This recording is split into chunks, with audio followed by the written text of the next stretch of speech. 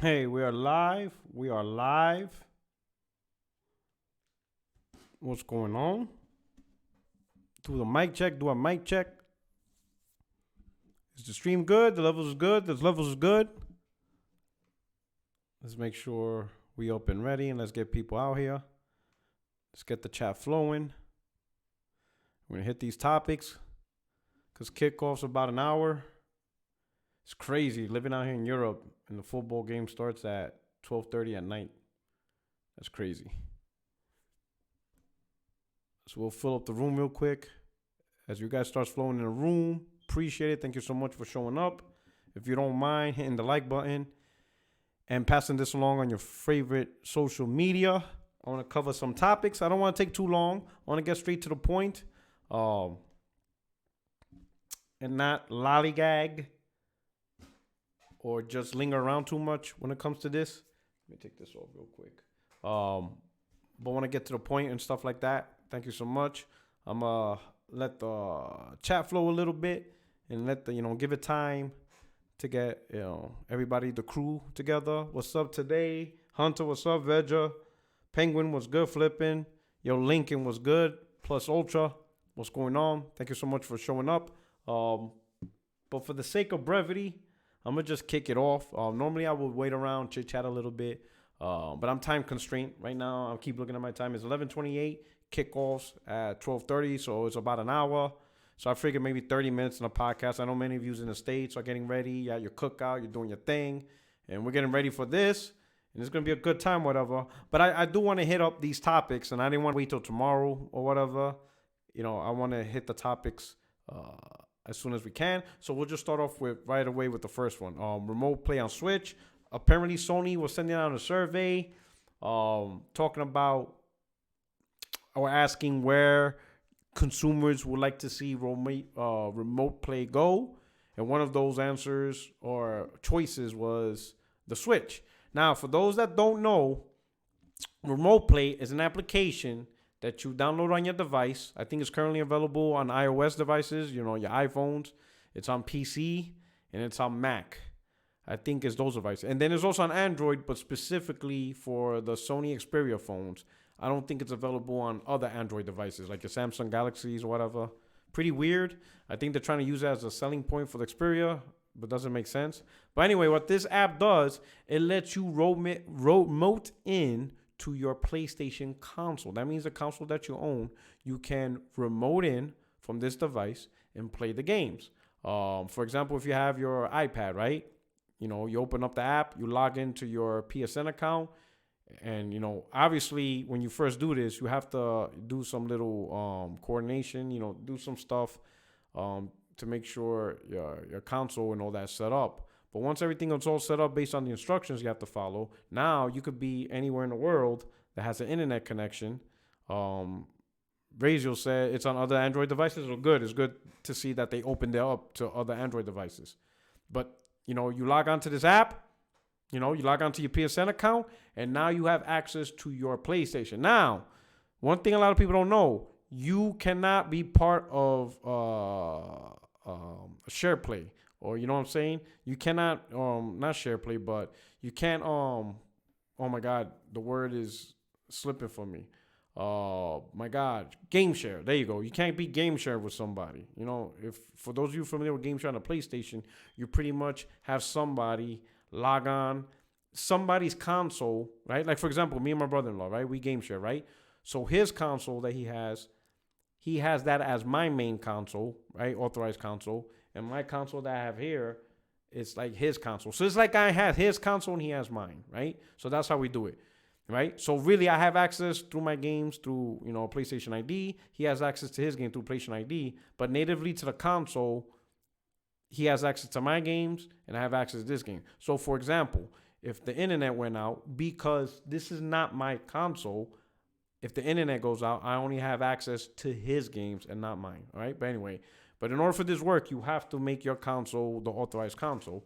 You log in with a remote app, and now you're playing your games that you own on your console through this app. Streaming, right? Directly. There's no extra fees. There's no hidden fees. It's not PS Now. It's just remote in. You're literally using your console as a remote server, and you're playing on your iPad. Apparently, iOS now has PlayStation 4 connectivity, so you could connect Bluetooth your controller, and you're playing your game. Caleb Hunter, what do you think of the whole JTech DM leaks? I'm leaving that alone. I'm just gonna say I told y'all. Thank you, Caleb Hunter, for the $2 for the €2. Appreciate it. I've been said what I said. I'm leaving that alone. My name's Gwyneth, and I ain't in it. I'ma just not touch that. It's crazy, but whoa.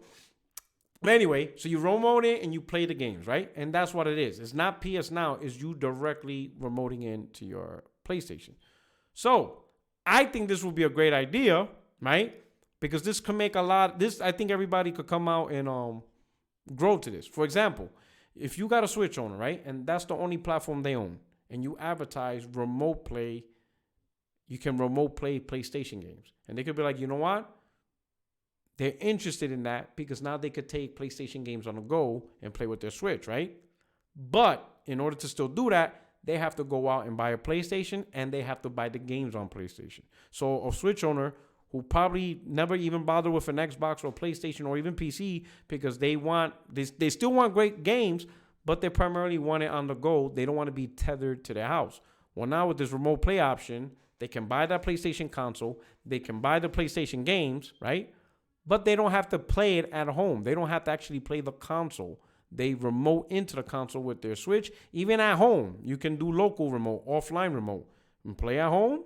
And then when you're on the go, remote into your PlayStation. It gives them a bigger access to library of games that don't exist on PlayStation. I mean, don't exist on Switch. For example, like Madden. Pretty sure some guys on Switch would love to play, a console version or a PC version of Madden. Well, now they have the opportunity to do it through remote play. Maybe Call of Duty Online, Modern Warfare. They want to play those games. Maybe they want to play God of War and Horizon Zero Dawn, Gran Turismo and Infamous, all these other games, but they just don't want to play it tethered at home. They want the ability to be portable. Great option. Now, how does this help out Nintendo? Well, simple. You probably have PlayStation guys who wouldn't mind playing, these games, but they necessarily don't want to play it on their phone because their phone's a little too small, and then they have to carry a controller, or they have an iPad and they have to carry a controller. They want something more unique and more, packed into one platform. Switch fits the bill. It's a handheld, they got everything there. The Joy-Cons are everything there. And now they have access to even more games, which is the Nintendo exclusives, like Zelda, Mario, and all that stuff. It's a win-win, I think, for both companies if they allow this. PlayStation user base grows, more PlayStation games are bought. But on the flip side, I think more PlayStation gamers will buy the Switch. Now they have access to remote play and games on the go. I think the thing that really will slow this down is I don't think a lot of gamers in general know about remote play. I think it's a very niche type capability that a lot of people don't realize they have, and it's easy to do and it's free. That's the crazy part. That's why these things about xCloud and PS Now, I never understood from people who own consoles the big deal about streaming on the go. Like if you own an Xbox One, if you own a PlayStation, you can remote into these devices and play.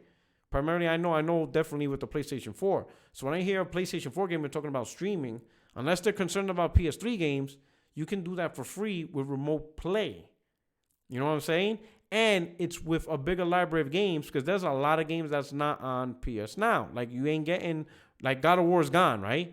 You ain't getting, there's no Red Dead Redemption 2. There's no Jedi. There's no Call of Duty Modern Warfare. There's a lot of games that are just not on PS Now, but is on your PlayStation. And you look at the huge library that you have access to X amount of games that you buy, and you can play it with no extra cost, Me personally, I don't really care about streaming in general because, sometimes just watching like Netflix or YouTube on the go is frustrating.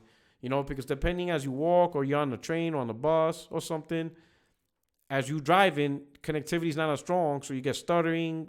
It's just annoying and stuff like that. So I could just only imagine playing a game where you need good connection, good latency. I think it would be more frustrating for me, man. I'd rather just not do it at all. But anyway, remote play, I don't know if it's going to happen, but I could see the positive sides on both ends. More PlayStation console sales, more game sales, and for Nintendo, more Switch sales and more game sales. Because again, if a PlayStation owner don't have a Switch, but because of this, it makes them want to get a Switch, most likely the PlayStation owner is going to buy Nintendo exclusives. We like exclusives. We enjoy exclusives. And Nintendo has exclusives. And since you own the Switch, why not try some of these exclusives that are not available on your PlayStation? I think it's a win-win for both platforms in this case. William Brown, thank you so much for the super chat. Did beat Hong Kong Massacre? Did you like it? Hong Kong Massacre. Did you beat Hong Kong Massacre? You know what? Because right now I'm thinking of Blood and Truth. You're talking about the indie game. Holy shit. You know why I say that? Because I bought it and I didn't play it yet. I completely forgot about me owning Hong Kong Massacre until you reminded me of it. Holy cow. I gotta put like a mental note that I have a huge backlog, but I haven't heard of the name Hong Kong Massacre in a grip. Yo, William Brown, that's an awesome super chat right there. I completely forgot about that game. I bought it and then it's one of those like, hey, I'm gonna play something else, and then it's just, holy cow. I gotta make a note. Thank you so much for that super chat, for that awesome reminder. You the man, William Brown. I can't answer if I like it. I have it. I didn't play it at all. That's crazy. P-Rock, they have controller attachments set up like Switch for like phones and stuff like that. If it's usable, great. That's cool. You know.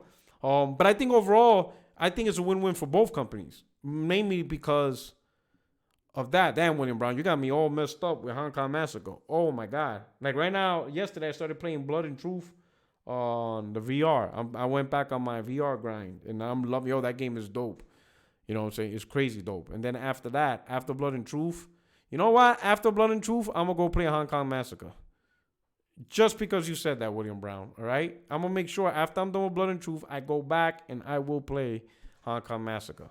That's going to be my next game right after. I was going to play another VR game, but you gave me that awesome idea, right?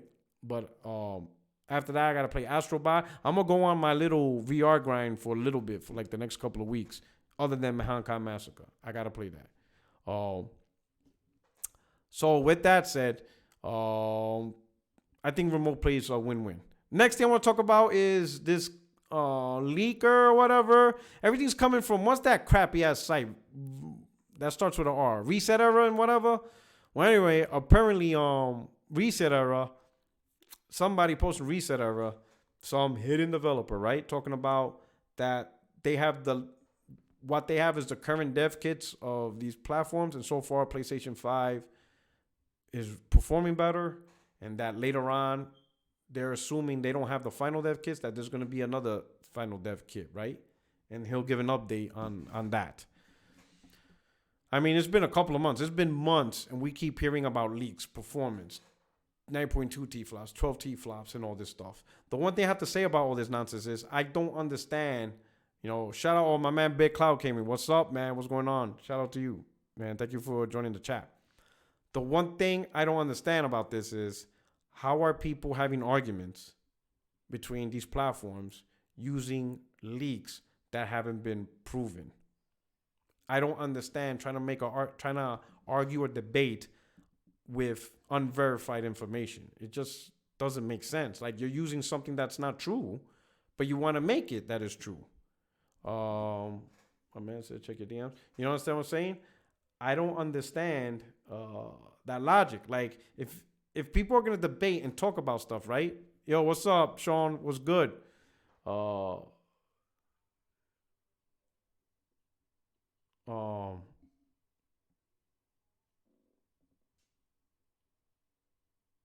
Let's see if it hit you. It hasn't hit my DM yet, right? But if you're going to argue, debate on the merits of what game does what or whatever, shouldn't you be using facts, information, reality, real numbers? I don't understand this argument on leaks and stuff. It just doesn't really make sense and stuff, right? So when you have these things about, oh, this console's preferring better than another, it doesn't make sense. Because the reality is this, and this is probably the realest thing I could tell y'all that nobody wants to tell y'all. if these consoles are both priced the same, let's say the price point is $500, right? Then they're not going to be that much different. You're not going to see a significant advantage between these two platforms. It doesn't matter, right?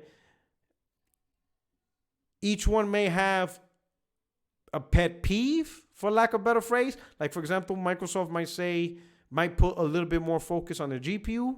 Sony might put a little bit more focus on their, on their solid state drive or the CPU, but it's not going to be a significant difference when it's all said and done, right? In order to have a significant advantage, in order to get a significant power performance or something, if it's significant, right?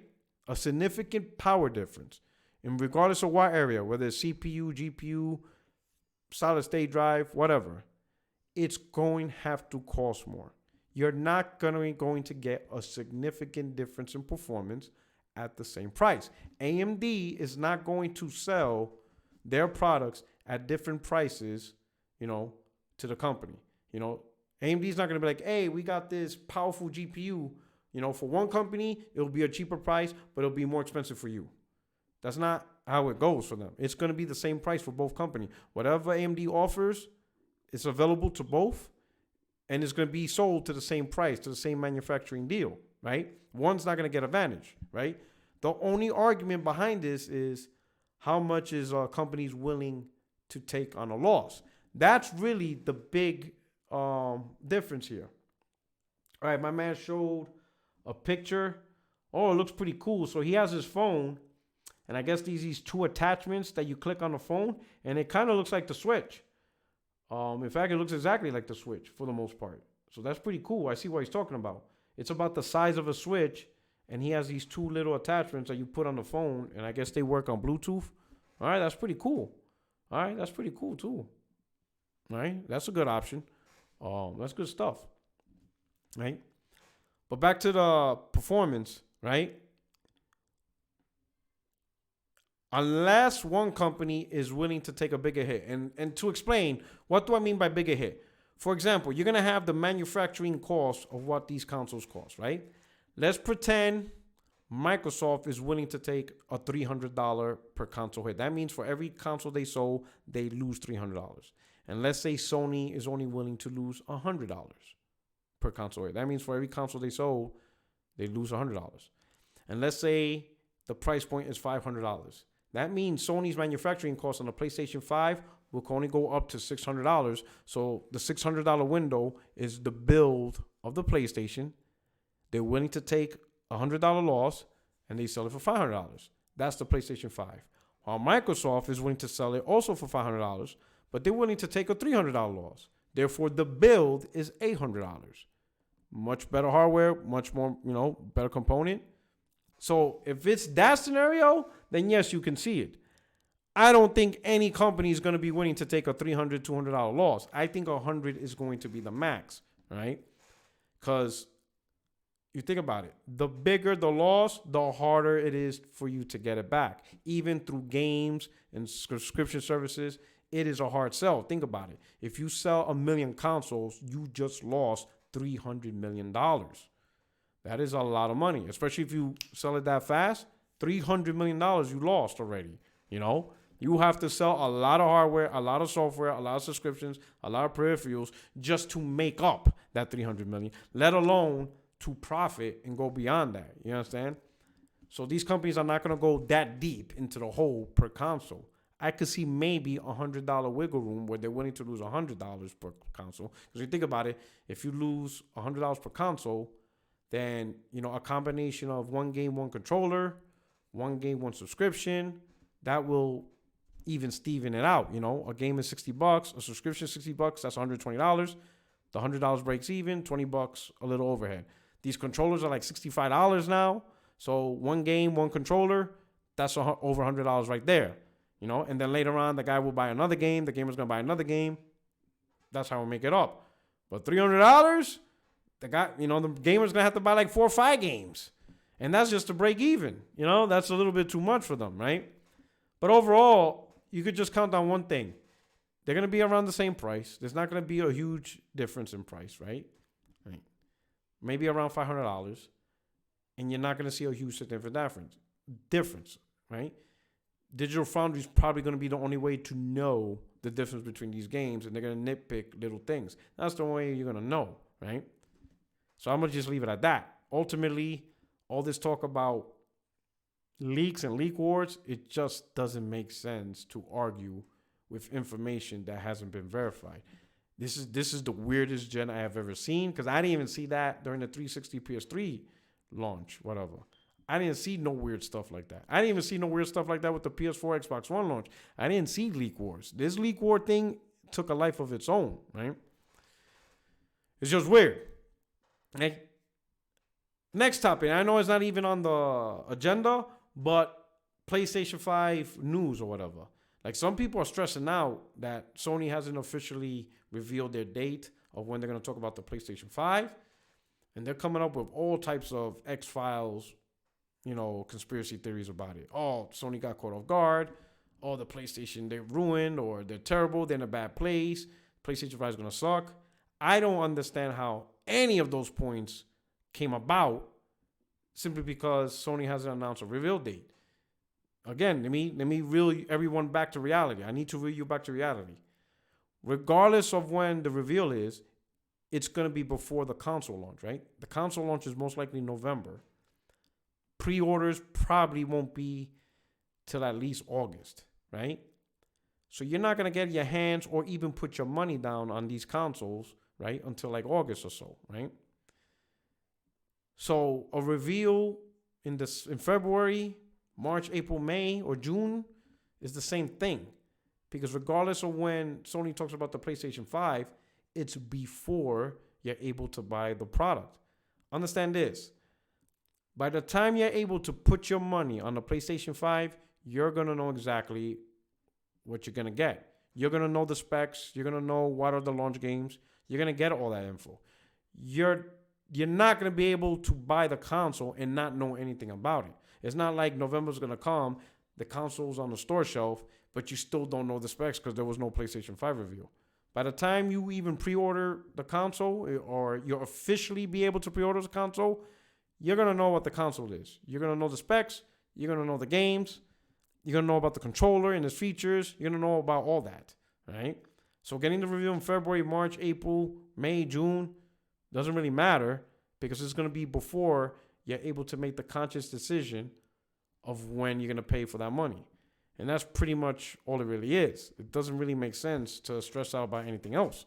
In the meantime, focus more on the games, because there's a crap lot of games PlayStation 4 is coming out, right? Neo 2, Final Fantasy, Iron Man VR if you have the VR, The Last of Us 2 in May, Cyberpunk later on in the year.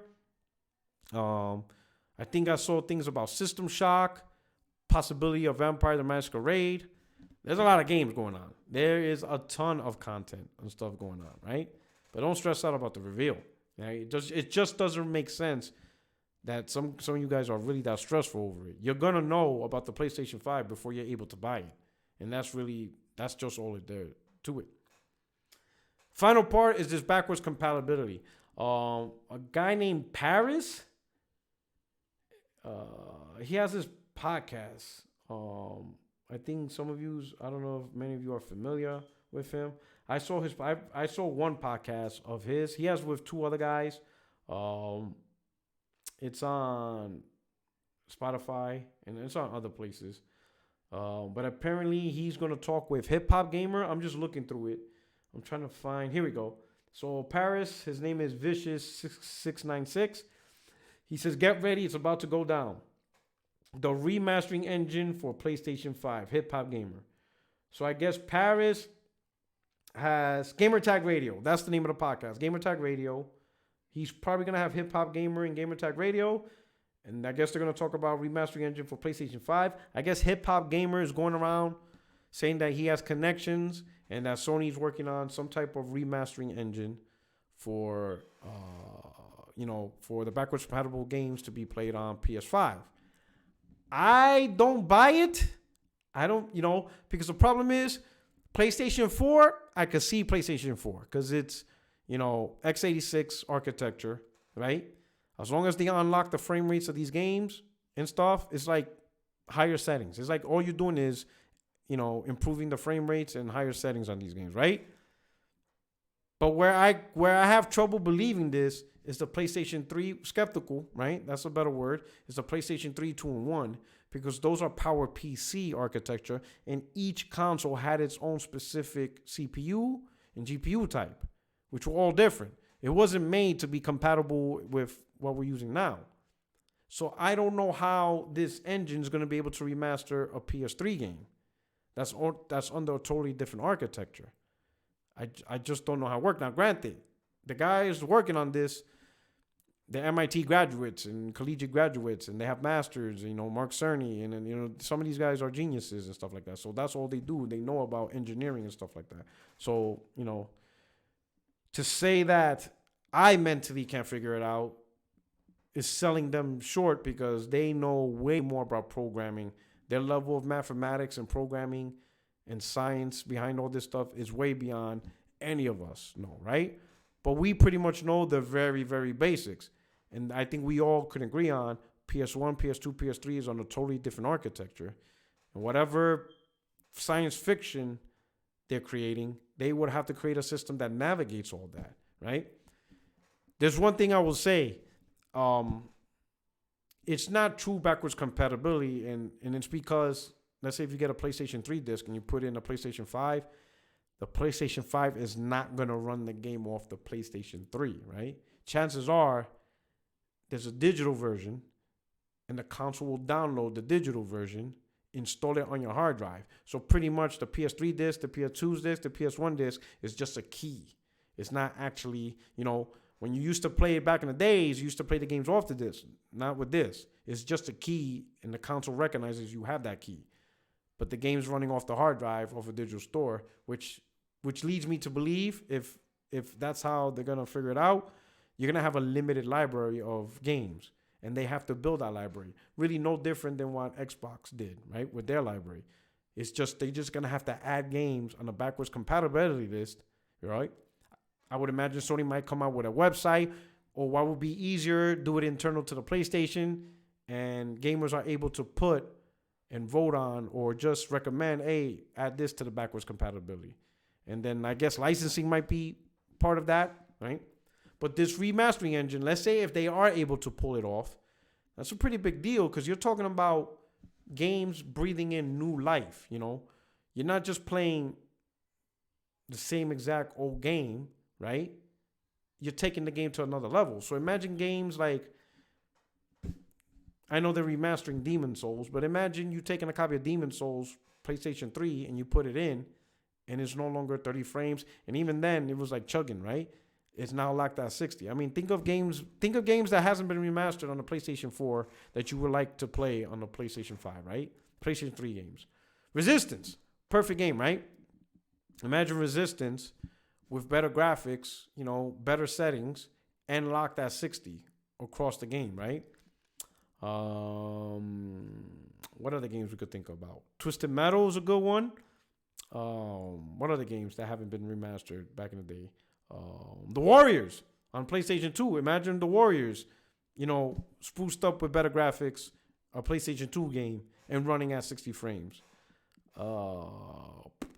What other games? There's so many games on the PlayStation 3. Mass Effect. I know some people are asking for a remake or at least a remaster of the Mass Effect trilogy, right? Imagine Mass Effect 1, 2, and 3. You pop it in the PlayStation 3, and it's now running at locked 60 frames and, improved graphics fidelity. Killzone 2, right? Imagine Killzone 2, Metal Gear Solid 4 at 60 frames. Let's get this list going. I know there's a lot of games people are thinking about. My man Arturo Trevino, what's up, Puerto Rockstar? How are you doing today, sir? I'm doing great. Getting ready for some football in about 35 minutes. I made me a juicy steak.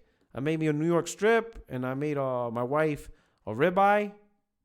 But that was earlier today because I'm not gonna eat at midnight. That's too heavy. SOCOM. There's a lot of games on the play, especially on the PlayStation 3. 2-in-1, will be hard, whatever. But imagine a lot of games that are locked at 30 or have just had bad frame rates. And we had a lot of games, on the PS3 that had bad frame rates. There were games that were sub 30 that were pretty terrible, right? But imagine if they created this system where this program, this capability, it just does it for you. You know how many games would take advantage of that, and it's easy on the developers, less time. It's just you just pop it in, and this program just figures it out, and it maximizes the best potential of the game. I think that would be pretty cool. Ninja Gaiden would be another one. Ninja Gaiden was 60 frames anyway. Damn. Dead Space. I know a lot of people want Dead Space back. We're not going to get it back because EA closed down that studio that made it. So we're screwed up. We're screwed, right? But Dead Space, imagine that automatically re-engineered and remastered by the console. Better graphics, locked at 60 frames. A lot of people will probably go back and play these games simply because it's not the same game or whatever, right? It's been re-spruced, better performance and stuff. So I think that's pretty cool, and stuff like that. Red Dead Redemption, right? At 60 frames, instead of 30, right? I think that would be Grand Theft Auto 4 at 60 frames. I could go on, right? But I'm very skeptical about this, right? But I wish it could be done. I will say that. I wish it could be done. But again, it's skeptical. At a minimum, if they could just at least pull it off with the PlayStation 4 and 3, or really PlayStation 4, because there's some PlayStation 4 games that are at 30 frames, right? 1080p 30, right? Like Neo. Well, Neo, you could choose performance mode at 720p 60, but imagine 1080p 60 at least, right? Or checkerboard 4K at 60, Horizon Zero Dawn, remastered to 60 frames locked, right? Native 4K, and stuff like that. Better performing the Pro, and you just put the disc in, it works. At minimum, if they could do this with PlayStation 4, that would be great. But if they're able to take it further into all the consoles, that's a big deal. It's a pretty big deal. But I'm skeptical. But I wish they did this. I wish this is one thing they will actually do, right? And that's it. I think it's about 30 minutes. I'm going to do a quick Q&A. Got 100 people in the room. Hit the like button if you don't mind and retweet this out. But I'm going to do a quick Q&A because I still got a little bit more wiggle room before I head out and shut this down and head out and watch the Super Bowl. Super Bowl's about a half hour now, all right? Will they run well? I think the number one priority, good question, would be performance. I think 60 frames will be more important than graphics. If they could get the game to run at 60 frames, right? Make a smoother experience and then beef up the graphics, graphical settings and resolution, I would say that's probably the better route, My man said PS5 day one. It's going to be a day one for a lot of people. It's going to be day one for the hardcore. I'll say that. Resident Evil Code Veronica remake. I could probably see that. I think that's going to be the last remake, because if you notice, the remakes are taking the third person view. So I think Codename Veronica will end up getting a remake. I don't think Resident Evil 4 is going to get a remake because that's already a third person view, and that's been done plenty of times.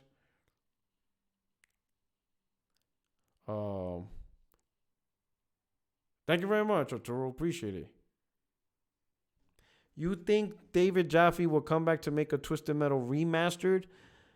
Well, if it's remastered, I don't think you need him to do it, because you're just taking the same game and just improving the graphics or whatever. It's kind of like Blue Point. Blue Point did the remake of Shadow Colossus, and I don't think the original developers were part of it. MV Dub was good. Parasite Eve remake. Yeah, that would have to be in Square Enix's hand, but that would be dope. If they did a remake of that in a third-person view, that's crazy. Code Veronica was on Dreamcast, but I think it was also on PlayStation. I think they had a PlayStation version of Codename Veronica. I don't think it remained exclusive to let me look right now.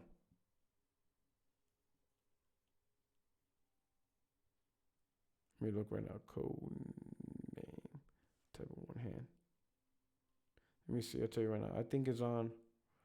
I played it on the Dreamcast, but I think it was on PlayStation also. Right? Codename Veronica was on GameCube. They have it on Xbox. So yeah, it was a multiplayer. They have it on multiple platforms. Yeah. I played it on Dreamcast when I first played it, but it's on multiple platforms. All the platforms: Dreamcast, PlayStation 2, GameCube, PlayStation 3, Xbox 360. So yeah, they had it on more than one platform. Yes, I'm still in Germany, and I will be leaving Germany around April time frame. Be living in California now. I was at Bad Kissingen, right? Yeah, I live in Bubelgen. I don't know how far. I never been to Bad Kissingen. What do you think about the game lineup 2020? The lineup is fire. It's just that everything's getting delayed towards the end of the year. It's crazy. I think MVDub, Infamous 1 and 2 remaster. I think they did remaster 1 and 2 though. Am I wrong? I think they did remaster. Do you know that, Portorock, do you know that the PS5 will be more energy efficient than Xbox Series X? Question mark. I have no idea. I don't know which one. I'll be honest. As long as it doesn't sound like a F-35 airplane taking off, that's all I really care about. Because this console is crazy. Like certain games and certain things, this thing is ready to take off. Like you hear it bad, to where I have to wear a gaming headset just to muffle the sound, or because I can't raise the volume of the television because then it gets ridiculous, right? So then I have to put on a gaming headset because, this shit is ridiculous, right? And I opened it up and cleaned it to pristine condition. I know some people say, replace the thermal paste. I'm like, oh, man, I don't want to do all that. But hopefully the PlayStation 5 is whispered quiet. They put good cooling technology because I ain't trying to hear, I don't want my gaming room to sound like JFK Airport. You know what I'm saying? I would say Soul Reaver remake. Hell yeah. Legacy of Kain. If you played the first one that started it all, it was like top down. An actual remake of that, third person. That'll be fire. You know what I'm saying? Let's see. I know some people ask for a Sly Cooper remake. What else? What else we got here? I ain't gonna lie, man. I ain't trying to have my man cave sound like JFK. What the hell Sony think I am? Tower control? I ain't getting paid to tower control and, maneuver planes and stuff. I just want a game. For real, it's mad annoying hearing that thing. It's crazy how loud that thing is. It's like I'm not even one of these days I'm gonna do a live podcast with that thing on. You ain't gonna even hear me talk. It's crazy. I'm gonna have to put like a picture with like a noise level warning. Ensure you have hearing protection. Watch. Y'all think I'm playing, because there's people who exaggerate stuff on Twitter, right? I'm not exaggerating, right? This shit is crazy. Like, it's crazy how loud that thing is. Like, it's just, it's not even funny no more. Like, Vagrant Story. That's a good one. And stuff like that, right? You know what would be a good one, man? And I'm surprised. I mean, they did 7, but I wouldn't mind a Final Fantasy 6 remake. A full remake, because 6, when I first played the game, it was Final Fantasy 3 on the Super Nintendo, right? Because now all the Final Fantasies would come to the United States, only certain one. So Final Fantasy 6, which is what we now call 6, was actually 3 when it came to the States, because now all the games came, right? And that game was dope. Kefka as a bad guy. I know some of you don't know, but Dante's Inferno would be a good one, But a Final Fantasy 6 remake, that would be banging. I ain't gonna lie. I would also like Shining in the Darkness. I would like a Phantasy Star, the first one remake.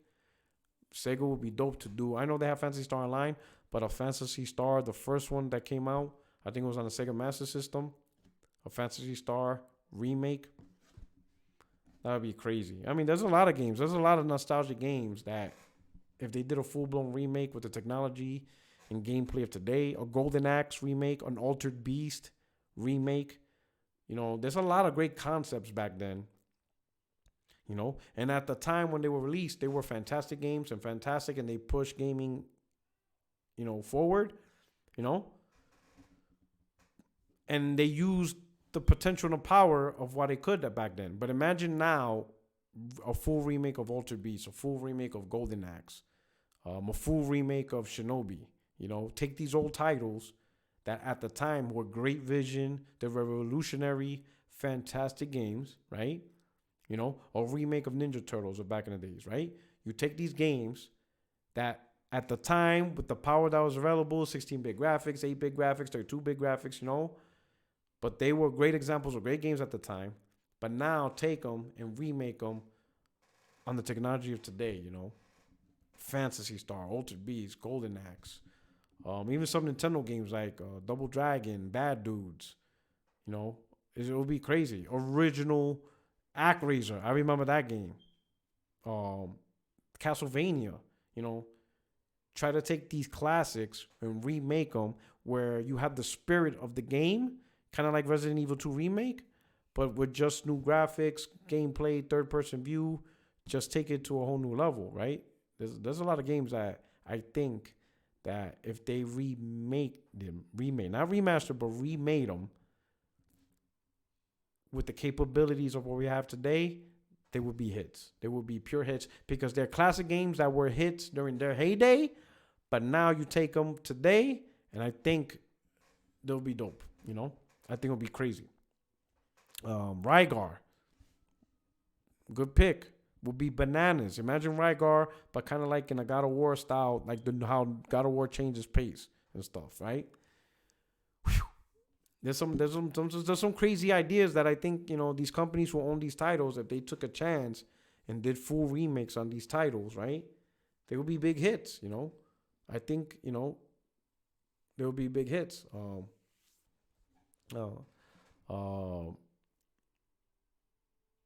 third-person Silent Hill.